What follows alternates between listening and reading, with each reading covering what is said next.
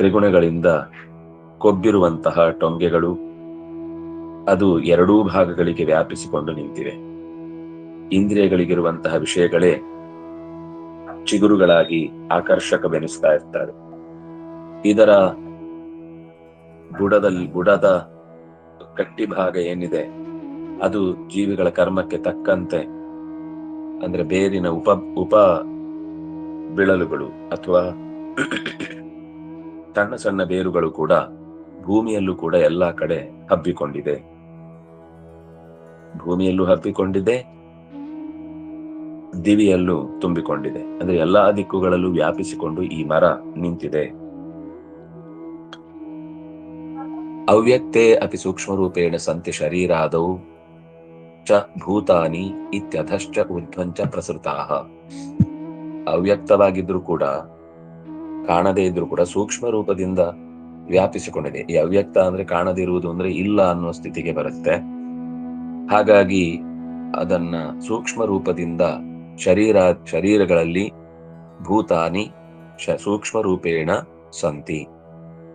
ಅವ್ಯಕ್ತವಾಗಿದ್ರು ಭೂತಗಳು ಅಂದ್ರೆ ಪಂಚಭೂತಗಳು ಶರೀರಗಳಲ್ಲಿ, ಮರದ ದಿಮ್ಮಿಗಳಲ್ಲಿ, ಯಾವುದೇ ವಸ್ತುವಿನ ರೂಪದಲ್ಲಿ ಮೇಲೆ ಕೆಳಗೆ ಅಧಶ್ಚ ಊರ್ಧ್ವಂಚ ಪ್ರಸೃತಾಃ.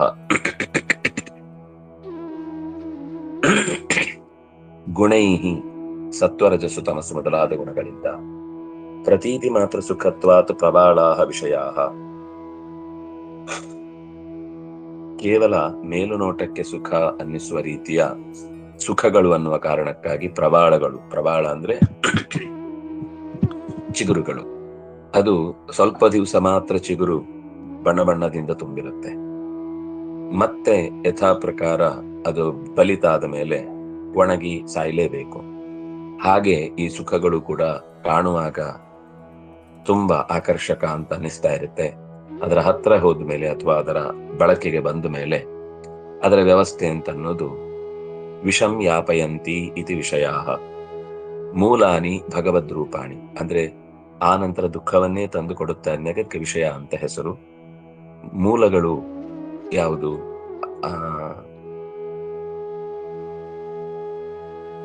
ಮೂಲಾನಿ ಅನುಸಂತತಾನಿ ಅಂತ ಮಾತು ಬಂತು. ಎಲ್ಲ ಕಡೆ ತುಂಬಿದೆ ಮೂಲ ಅಂತ. ಅಂದ್ರೆ ಎಲ್ಲದಕ್ಕೂ ಮೂಲ ಅಂತಂದ್ರೆ ಪ್ರಕೃತಿ ಮೂಲ, ಈ ಜಗತ್ತಿಗೆ ಮೂಲ ಅಂತ ಹೇಳುವಾಗ ಭಗವಂತನ ರೂಪಗಳಿಗೆ ಹೇಳುವಂತಹದ್ದು. ಭಗವಾನಪಿ ಕರ್ಮಬಂಧೇನ ಹಿ ಫಲಂ ದದಾತಿ. ಭಗವಂತನು ಕೂಡ ಕರ್ಮಗಳಿಗೆ ಅನುಸಾರವಾಗಿ ಫಲಗಳನ್ನು ನೀಡುತ್ತಾನೆ. ತಥಾಚ, ಹಾಗೆಯೇ ಬಾಲ್ಲವೆಯ ಶಾಖೆಯಲ್ಲಿ ಹೇಳಿದ ಮಾತು. ಈ ಮಾತು ನಾವು ನೋಡಿದ್ದೇವೆ. ಶಾಖಾ ಅವ್ಯಕ್ತೆ ಮೂಲಂ ಅವ್ಯಕ್ತೆ ಮೂಲಮೇಶೋ ಅಶ್ವತ್ಥಃ ಗುಣಾಲೋಲಪತ್ರಃ. ನಿರಂತರ ಅಲ್ಲಾಡುತ್ತಿರುವಂತಹ ಎಲೆಗಳಿಂದ ಕೂಡಿರುವಂಥದ್ದು. ನಸ್ಥೀಯತೆ, ಅದು ನಿಲ್ಲುವುದಿಲ್ಲ, ಅದು ನಿರಂತರ ಚಲಿಸ್ತಾನೆ ಇರುತ್ತೆ. ನಸ್ಥೀಯತೆ ನಹ್ಯೇಷ ಕದಾಚನ ಅನ್ಯಥಾ ಜಾಯತೆ. ಇದು ಯಾವತ್ತೂ ಬದಲಾಗುವುದಿಲ್ಲ. ಇದು ಯಾವತ್ತಿಗೂ ಅಶ್ವತ್ಥವೇ ಆಗಿರುತ್ತೆ. ಅಂದ್ರೆ ಸ್ವಲ್ಪ ದಿವಸ ಹೋದ್ಮೇಲೆ ಇದು ಮತ್ತೆ ಶಾಶ್ವತವಾಗಿ ಉಳಿಯತ್ತೆ. ಪಕ್ವವಾದ ಮೇಲೆ ಕೆಲವೊಂದ್ ಸರ್ತಿ ಈ ಉಪಗ್ರಹ ಒಂದಿಷ್ಟು ಕಳ್ಕೊಳ್ತಾ ಇರುತ್ತೆ. ಆಮೇಲೆ ಬಹಳ ಕಾಲದವರೆಗೆ ಶಾಶ್ವತವಾಗಿ ಬಾಳತ್ತೆ ಅನ್ನುವ ತರ.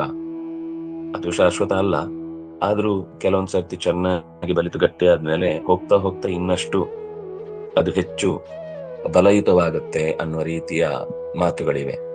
ಆದ್ರೆ ಅದು ಕೂಡ ಅಲ್ಲ ಅನ್ನೋದನ್ನ ಸೂಚಿಸುವ ರೀತಿಯಲ್ಲಿ ನಚ ಅನ್ಯಥಾ ಜಾಯತೆ ಅಂತ ಹೇಳ್ತಾರೆ. ಯಾವ ರೀತಿಯಿಂದಲೂ ಕೂಡ ಈ ಅಶ್ವತ್ಥ ಅನ್ನೋದು ಬದಲಾಗುವುದಿಲ್ಲ. ಈ ಗುಣಗಳ ಬಂಧನ, ಈ ಪರಮಾತ್ಮನ ಸಹಕಾರ ಮತ್ತು ಪ್ರಕೃತಿಯ ಪೋಷಣೆ, ಸತ್ವರಜಸ್ತಮಸ್ಸು ಗುಣಗಳ ವ್ಯಾಪಾರ, ಇದೆಲ್ಲವೂ ಕೂಡ ಹೀಗೆ ಬೆಳೆಯತ್ತೆ. ಎಷ್ಟು ಸರ್ತಿ ಈ ಜಗತ್ತು ಸುಧಾರಣೆಗೊಳಗಾದ್ರೂ ಕೂಡ ಇದು ನಿಶ್ಚಯ. ನ ರೂಪಮಸ್ಯೇಹ ತಥೋಪಲಭ್ಯತೆ ನಾಂತೋ ನ ಚಾತಿರ್ನ ಚ ಸಂಪ್ರತಿಷ್ಠಾ. ಇದಕ್ಕೆ ಆಚಾರ್ಯರ ಮಾತು ಕಾರಣೇಶು ಸ್ಥಿತಂ ಕಾರ್ಯಂ. ತಾತ್ಪರ್ಯದಲ್ಲಿ ಇದೆ ಕೆಳಗಡೆ 138ನೇ ಪೇಜಿನ ಕೆಳಭಾಗದಲ್ಲಿ.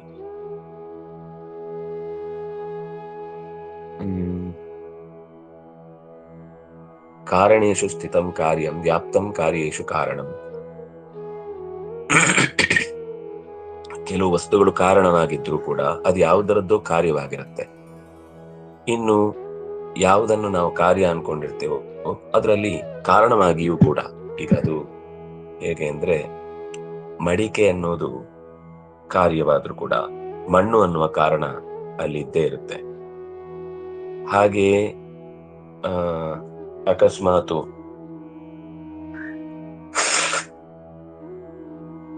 ಮಣ್ಣು ಅನ್ನೋದು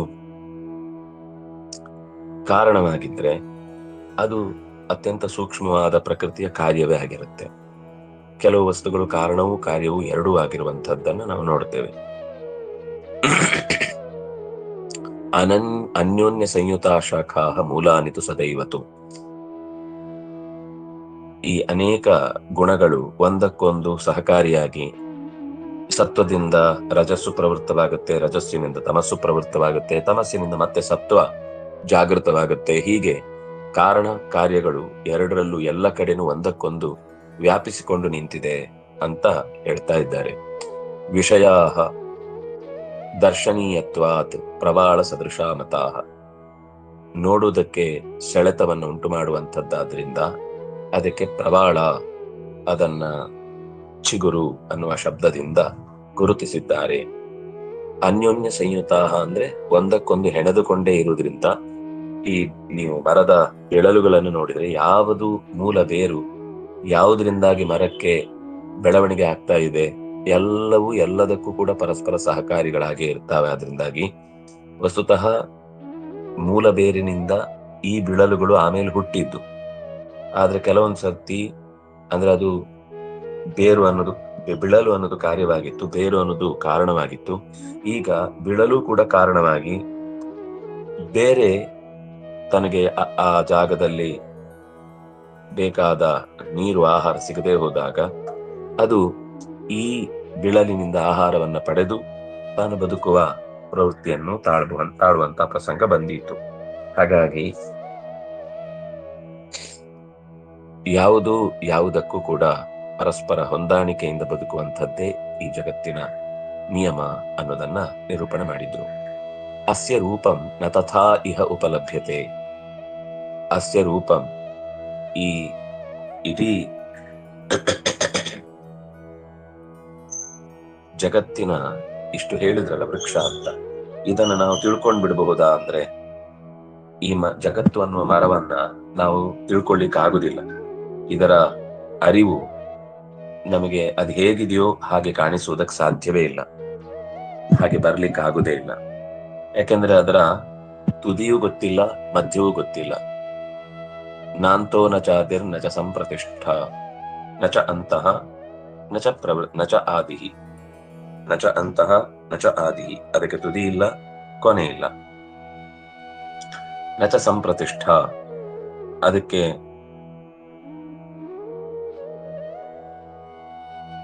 ಸಂಪ್ರವೃತ್ತ ಅಂದ್ರೆ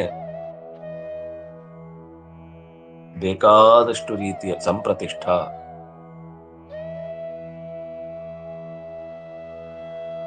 ದೃಢವಾದ ನೆಲೆ ಅನ್ನೋದನ್ನ ನಾವು ನೋಡ್ಲಿಕ್ಕೆ ಆಗುದಿಲ್ಲ. ಅಂದ್ರೆ ಬಹಳ ಕಾಲ ಬಾಳತ್ತೆ, ಹೀಗೆ ಇರುತ್ತೆ. ಅದು ಕೆಲವು ಜಾಗದಿಂದ ಆಚೆಗೆ ಬಂದ್ರೆ ಒಣಗಿ ಹೋಗುತ್ತೆ, ಆ ಜಾಗದಲ್ಲೇ ಇದ್ರೆ ಸುಖವಾಗಿರುತ್ತೆ. ಕೆಲವು ಮರಗಳು ಕೆಲವು ಪ್ರದೇಶದಲ್ಲಿ ಚೆನ್ನಾಗಿ ಬರುತ್ತೆ, ಕೆಲವು ಪ್ರದೇಶದಲ್ಲಿ ಬರಲ್ಲ. ಯಾವುದೋ ಒಂದು ಜಾಗ ತುಂಬಾ ಚೆನ್ನಾಗಿದೆ ಅಂತ ಅಲ್ಲೇ ಅದು ಬೆಳೆಯತ್ತ ಅಂತಂದ್ರೆ ಹಾಗಿಲ್ಲ. ನಚ ಸಂಪ್ರತಿಷ್ಠ, ಅದಕ್ಕೊಂದು ಶಾಶ್ವತವಾದ ನೆಲೆ ಅಂತಿಲ್ಲ. ಸಂಪ್ರತಿಷ್ಠ, ಪ್ರತಿಷ್ಠಾ ಅಂದ್ರೆ ನೆಲೆ, ಸಂಪ್ರತಿಷ್ಠ ಅಂದ್ರೆ ಚೆನ್ನಾಗಿರುವ ನೆಲೆ. ನಾಂತೋನ ಜಾತಿ ನಚ ಸಂಪ್ರತಿಷ್ಠ. ಅಶ್ವತ್ಥಮೇನಂ ಸುವಿರೂಢ ಮೂಲಂ. ಏನಂ ಅಶ್ವತ್ಥಂ ಸುವಿರೂಢ ಮೂಲಂ.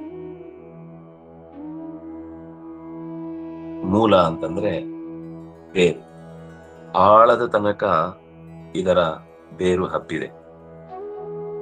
ಬಲವಾಗಿ ಬೇರೂರಿ ಇರುವಂತಹ ಈ ಮರವನ್ನು ಅಸಂಗತ ಶಸ್ತ್ರೇಣ ದೃಢೇನ ಚಿತ್ವ, ಅಸಂಗ ಎನ್ನುವಂತಹ ಶಸ್ತ್ರದಿಂದ ದೃಢವಾಗಿ ಕತ್ತರಿಸಬೇಕು. ಅದು ಮೇಲುನೋಟಕ್ಕೆ ನಮಗೆ ಸುಲಭದಲ್ಲಿ ಕತ್ತರಿಸಿಕೊಳ್ಳಿಕ್ಕಾಗುವುದಿಲ್ಲ. ಅಸಂಗ ಶಸ್ತ್ರ ಅಂದ್ರೆ ಅಂಟಿಸಿಕೊಳ್ಳದೆ ಇರುವ ಅನಾಸಕ್ತಿ. ಅನಾಸಕ್ತಿ ಎನ್ನುವಂತಹ ಕತ್ತಿಯಿಂದ ಮಾತ್ರ ಅದನ್ನು ಕತ್ತರಿಸಲಿಕ್ಕೆ ಸಾಧ್ಯ ಹೊರತು ಇನ್ಯಾವುದೇ ರೀತಿಯಿಂದಲೂ ಕೂಡ ಅದರಿಂದ ತಪ್ಪಿಸಿಕೊಳ್ಳಿಕ್ಕಾಗುವುದಿಲ್ಲ. ಅದು ಶಸ್ತ್ರ. ಮತ್ತು ಸ್ವಲ್ಪ ಅನಾಸಕ್ತಿ ತಾಳಿ ಸ್ವಲ್ಪ ಹೊತ್ತು ಅದಕ್ಕೆ ಮತ್ತೆ ನಾವು ಅನುಕೂಲ ಮಾಡಿ ಕೊಡ್ತೇವೆ ಅಂತಂದ್ರೆ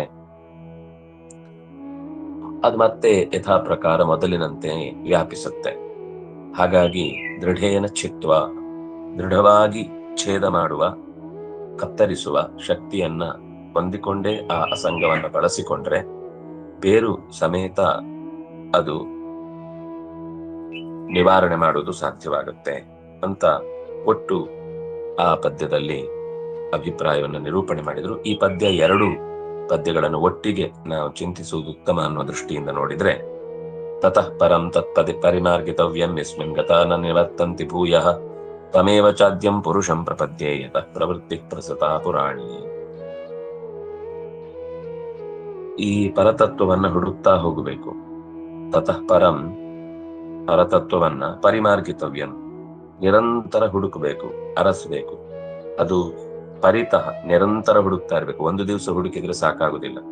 ಯಸ್ಮಿನ್ ಗತಾ ನ ನಿವೃತ್ತ ಕಾಮಾಹ, ಯಸ್ಮಿನ್ ಗತಾ ನ ನಿವರ್ತಂತಿ ಭೂಯಃ, ಅವನನ್ನು ಯಾರು ಸೇರ್ತಾರೋ, ಯಸ್ಮಿನ್ ಗತಾಹ ನ ನಿವರ್ತಂತಿ, ಮರಳಿ ಮತ್ತೆ ಬರುವುದಿಲ್ಲ.